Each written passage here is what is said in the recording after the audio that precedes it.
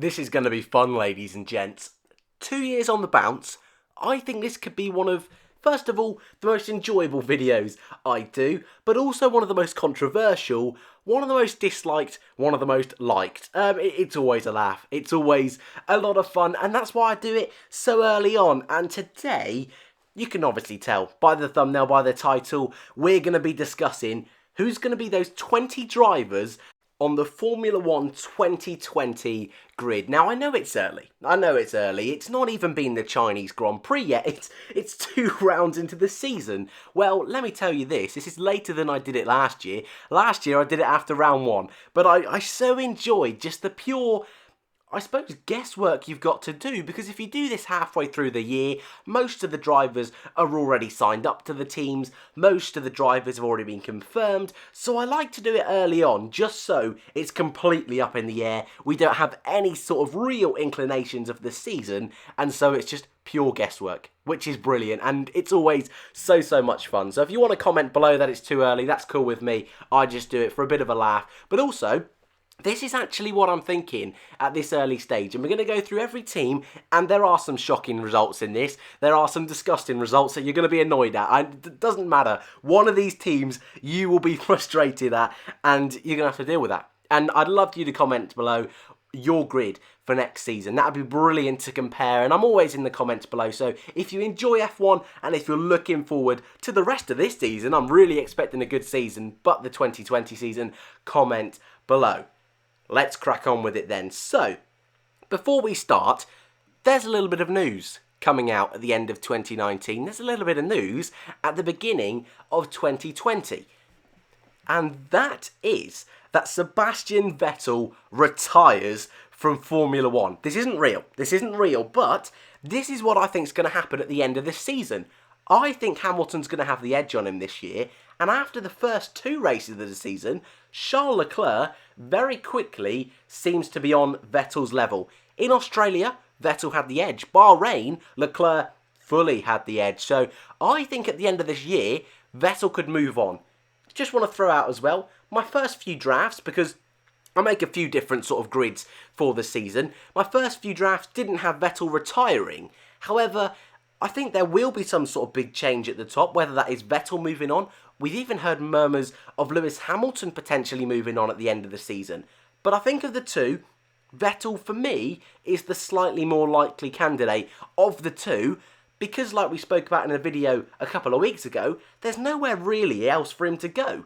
And we will discuss in this video potential suitors for Sebastian Vettel, but this is the big headline heading into 2020. Sebastian Vettel retires. There is a seat available at Ferrari. So where best to start than Ferrari?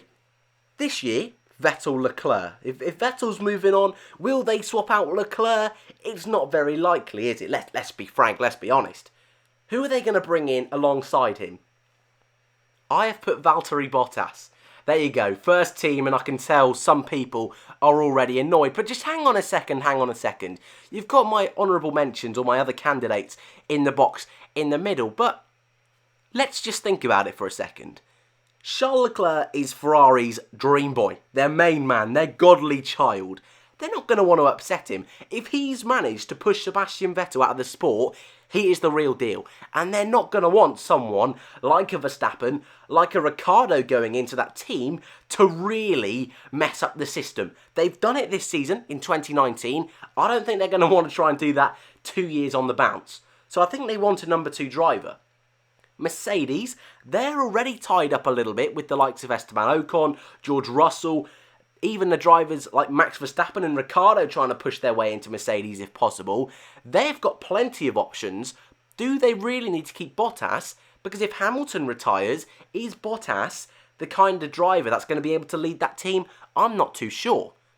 I think for Ferrari, Bottas is a brilliant suitor. We've already seen in 2019, he is a capable race winner and on his day can be absolute fire.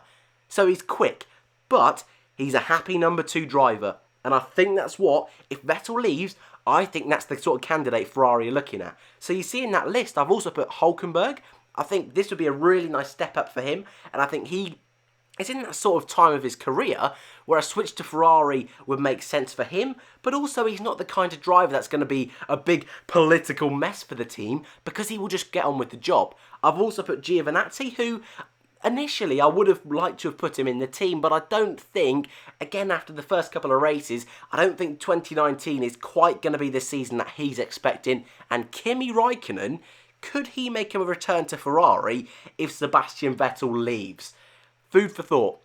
Food for thought. But if Bottas has left Mercedes and gone to Ferrari, you know what that means. That means we got a seat available at Mercedes. A few more candidates for this one, but Lewis Hamilton is probably the obvious choice, isn't he? I don't see him moving anywhere, and despite reports him going to Formula E, not yet. Not yet would be my answer. Who replaces Valtteri Bottas? Well, I've gone with Esteban Ocon, probably the obvious shout. I would say I'm not the biggest fan of Esteban Ocon, and I actually think, this is going to upset more people, but this is what we're doing today. This is what we're doing. Apparently we're upsetting everybody, but I personally think Ocon is a fine driver, but I probably think he's as good as Valtteri Bottas. I think he gives you the same sort of options as Bottas. We're yet to see what he can do in a really quick car. We've seen him up against Sergio Perez, and I think they were quite even. What can he do in a big team under the pressure? Some drivers excel in that sort of environment. Will Ocon? I'm really looking forward to seeing that. You've also got to understand I change how I pronounce his name every single sentence, so you're going to have to get used to that. George Russell, I think, is a really interesting one as well, because so far, 2 Grand Prix, he's out-qualified, out-raced Robert Kubica. He's going to struggle to really put himself on the map in Formula 1 while he's in that Williams car. If he can snatch a point, if he can snatch a crazy 7th place, 8th place this season, maybe then Mercedes say, oh, hang on a second, this guy is the real deal. Perhaps if he out-qualifies and out-races Kubica in every single race, maybe then Mercedes say, oh, hang on a second. But I don't think he's going to have that opportunity. So for me, if Bottas leaves, Ocon's the obvious choice. You've also got Verstappen, Ricciardo. I think Ricciardo could be another really good shout because that Renault project, I don't think he's convinced. So I think he will do everything to get himself in that Mercedes. He was the other one that I was super close to putting. And also Vettel. I think if Hamilton leaves, Vettel and Ricciardo, for me, are going to be the 2 prime candidates. But I think they'll put Ocon in first. And then if Hamilton leaves, I think then they will look at bringing in a Vettel, bringing in a Ricciardo or a Verstappen. Red Bull. How's that situation going to go?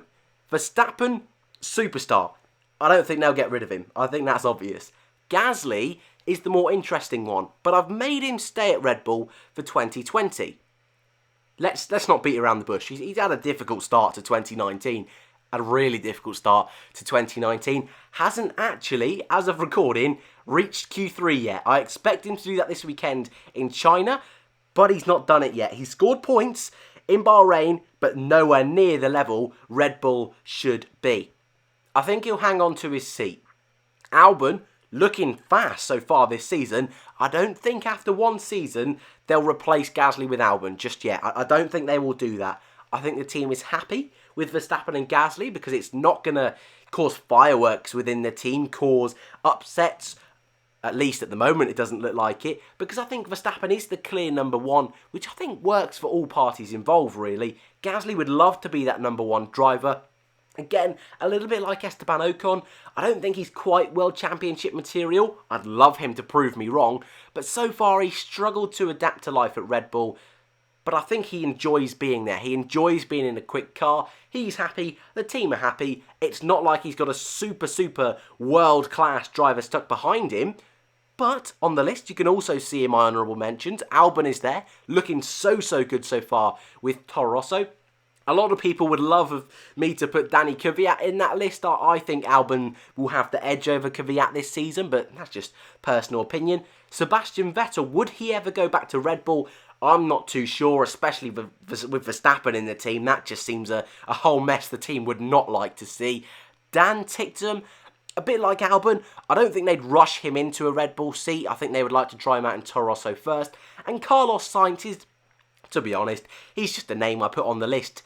former Red Bull driver, had a difficult start to the season with McLaren, and if worst came to worst, perhaps they could bring him back. I don't know what clauses they have made with McLaren, but as far as I'm aware, they have knocked him off the books. Renault, another team that could very well be best of the rest this year and could push on next year. But I've kept them the same as well.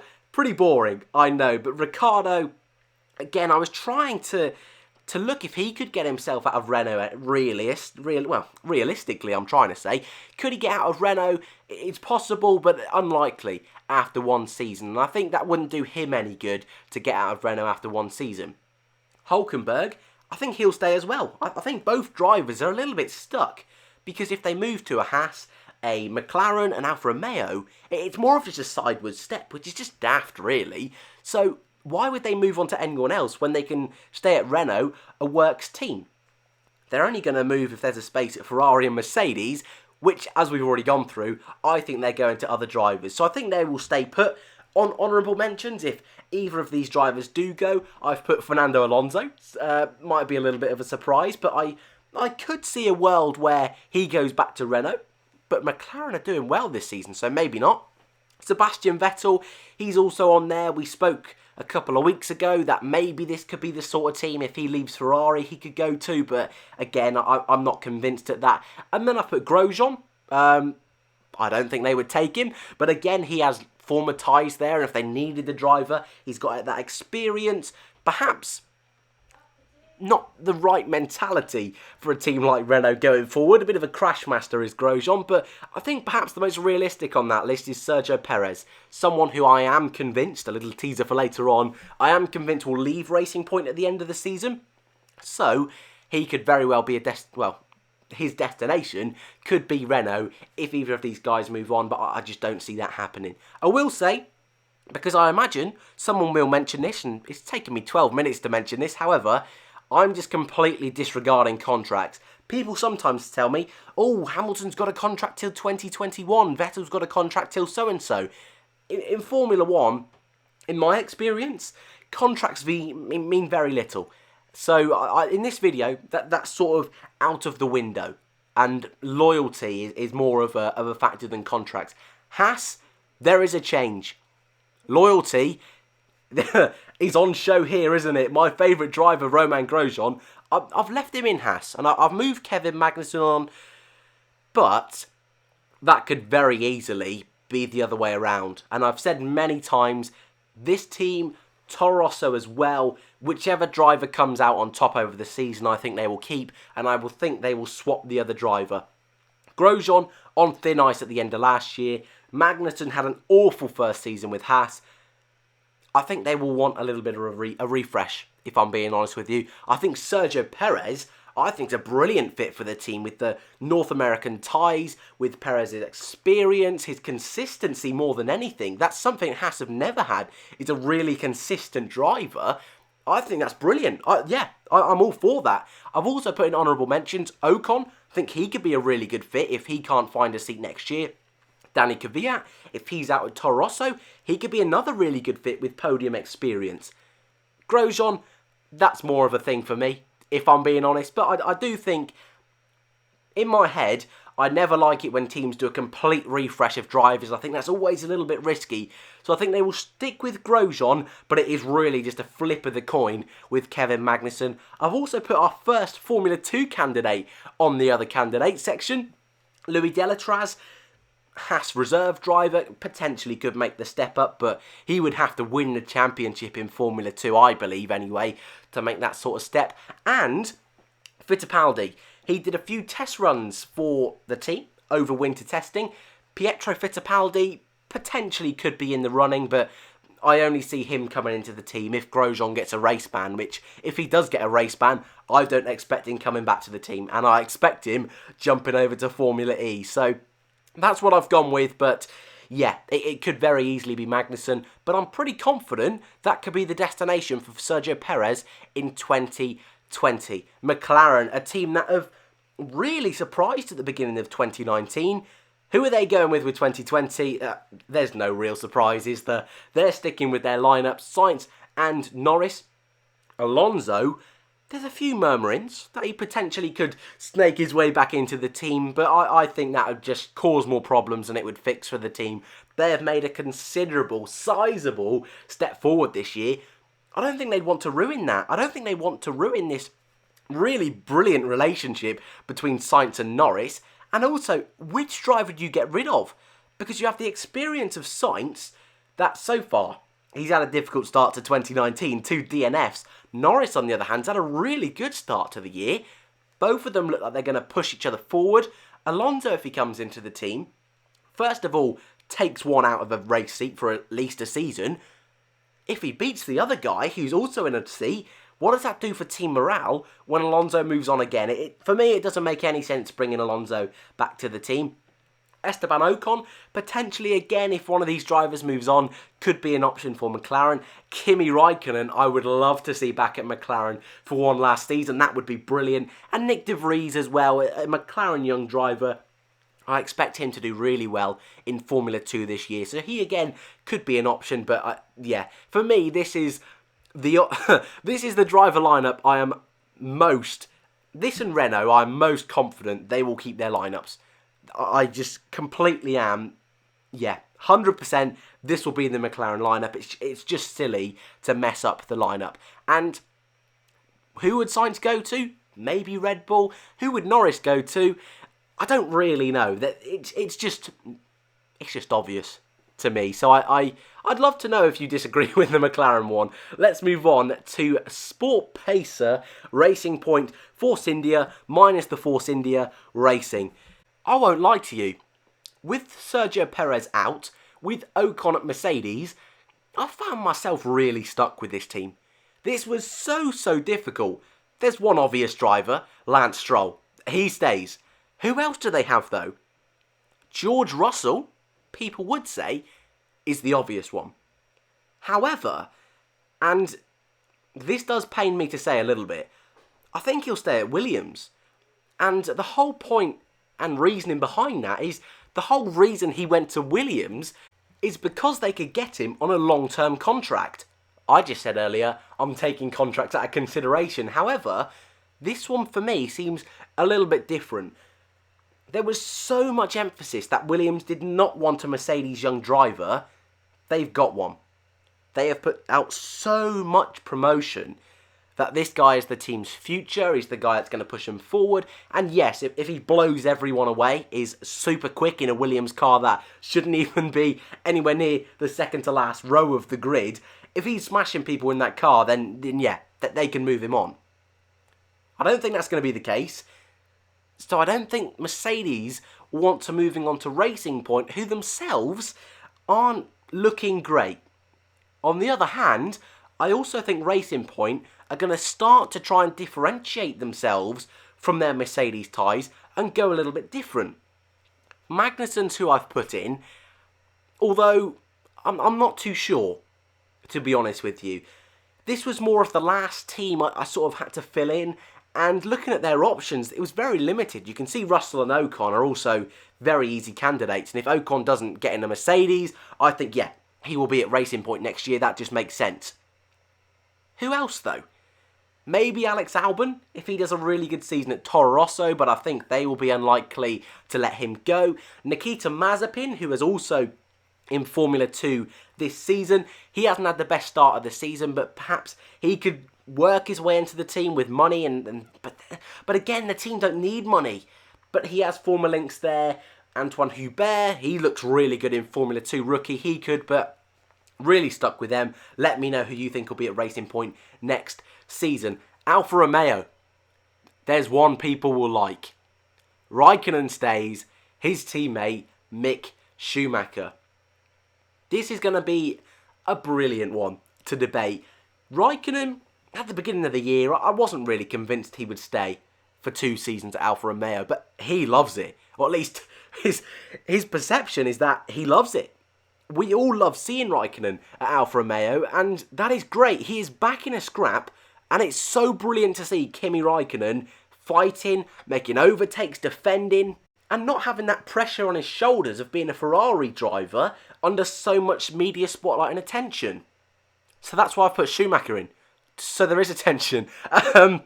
Look, let me put it this way. I don't think he's ready for Formula 1 next year. But I think he will be pushed into Formula 1. I think if he gets a couple of good results in Formula 2, looking at how Lando Norris was pushed through, I think if Giovinazzi has a difficult year, they will push this guy through. He is quick. I think he needs 2 seasons in Formula 2. I'm just not convinced they're going to give him that time. But on the other hand of things, do you want to waste the talent of Kimi Räikkönen, his guidance, his influence over a guy like Giovinazzi, who, after a season, maybe he's not looking great? Would you rather just bring in Schumacher so he can see how a guy like Räikkönen, with his experience, see how he does things in a Formula 1 weekend? For me, that is so precious, and something that potentially could be worth making or skipping Schumacher through Formula 2 so he can have that experience. I think potentially that could be brilliant for him and for his potential Formula 1 career. So I've put him in. I've put him in the team. And I think a lot of people will love that, but I am aware that it would be too quick. But I think at the same time, it's such a perfect opportunity, potentially having a space at Alfa Romeo. You can't waste that opportunity for a guy like Mick Schumacher. I'd love to know your thoughts in the comments below. But that was our first rookie on the grid. We now move to Toro Rosso, where we're going to see a second rookie of the season. Albon is staying. As I mentioned earlier, this is just a complete toss of the coin. If Kvyat beats Albon, I think Kvyat stays. If Albon beats Kvyat, I think Albon stays. And so far, Albon seems to have the edge. In comes Dan Ticktum. No surprise for anyone. The guy who is so overhyped by Red Bull. This guy is quick, don't get me wrong. He's, you got to be careful with Dan Ticktum, but his demeanour is needs a little work. His personality and the way he deals with things needs a little bit of polishing. However, that being said, how many times have we said that Formula 1 doesn't have the characters anymore? How many times have we said that the guys are robots? They say what we want to hear and that's it. There's no fight. There's no pizzazz, no fire in some of these drivers. Dan Ticktum brings that. So, yeah, he could be a real good shout. And seeing him up against Albon, would that bring out a little bit of fire in Albon? Someone who at the moment seems quite shy, which I like. I really like Alex Albon. But would that potentially bring a bit of fire out of him? That would also be brilliant to see. So, I think Dan Ticktum's a given. Again, he's one of those drivers that I'm almost 100% certain he'll be on the grid next season. So 4 Brits on the grid potentially. We haven't spoke about Williams just yet, but potentially 4 Brits on the grid. That's fine. That's crazy to think. We've had 1 for the past few seasons. Now we suddenly might get 4. Yeah, obviously I'm sort of happy about that, but at the end of the day, it doesn't make much difference. Dan Ticktum, though, a real divisive character. How do you feel about that? Other options you can see, Kvyat, De Vries, Jean-Eric Vergne I've put on there. They spoke a few times that if Ticktum isn't ready for Formula 1, potentially they could bring Vergne back from Formula E. I think unlikely. I think if there was a Red Bull seat available, yeah, Vergne could go for it. But Toro Rosso, I don't see that. And Luca Giotto, I've thrown in there. Doesn't have any Red Bull links. But if he wins Formula 2, that could be a potential place for him if they need someone to fill a seat. The final team, I don't even know if it's worth talking about, to be honest with you, but Williams, George Russell stays, Robert Kubica goes. He's had a difficult start to the season, hasn't he? And Melbourne, it was pretty awful. Bahrain was better. I'd like to say that. He was keeping up to pace with George Russell somewhat, but I'm not too sure he can stay for 2 seasons. I'm not too sure. It would be brilliant if he was able to keep it with Russell for the rest of the year. Mega. I just don't see it happening. For me, yeah, he gets moved on, which as a Kubica fan, as a diehard Kubica fan when I was a kid, that isn't nice to hear. But that is my honest opinion. And that's what I always do. I always try to give my honest opinions on this channel. So, he's out. Who do they bring in? Well, obviously, Esteban Ocon is a potential option if he can't find a seat elsewhere. Kevin Magnussen, he was out of a seat. Potentially, he could go here. Nikita Mazepin brings Russian money, and so does Sergei Sorokin, but so does Danny Kvyat. I think this would actually be a really good team for Kvyat, to be honest with you. I think he would fit in really well. and is someone with that experience that, you know, if he's underperforming, it's the car's fault. He's also someone that I think could help George Russell in his development. Obviously, Kvyat has been in a winning car, and again, it's another really good balance to see how good George Russell is. Because if he's beating Kubica, we're not too sure if that's because of Kubica's age, his relative inexperience, his limitations. We're not too sure. If Russell's against Kubica, you've got two good drivers. You're going to get back in from Mercedes. You're going to get back in from Russian drivers, because Williams are in a bit of a state financially. I think it works. So I think this would be a really good fit for everyone at Williams, and I think it'd be a really unique lineup on the Formula 1 grid. My voice is hurting. 25 minutes of talking. I know I used to do an hour on the Let's Talk F1, but blimey, this was a long one. Don't get me wrong, I've loved it, and I know people are going to get annoyed and triggered. That's what we want. We want to talk.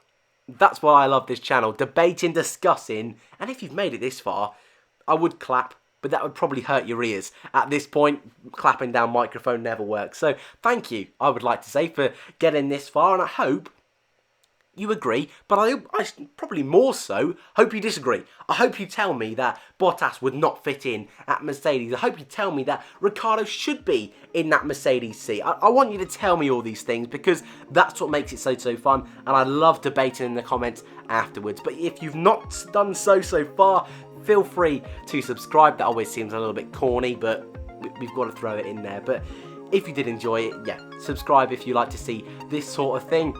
Obviously, we won't be doing this for another season, so yeah, it'll be quite some time. Thank you for watching, I hope you enjoyed, and I'll see you in the next one.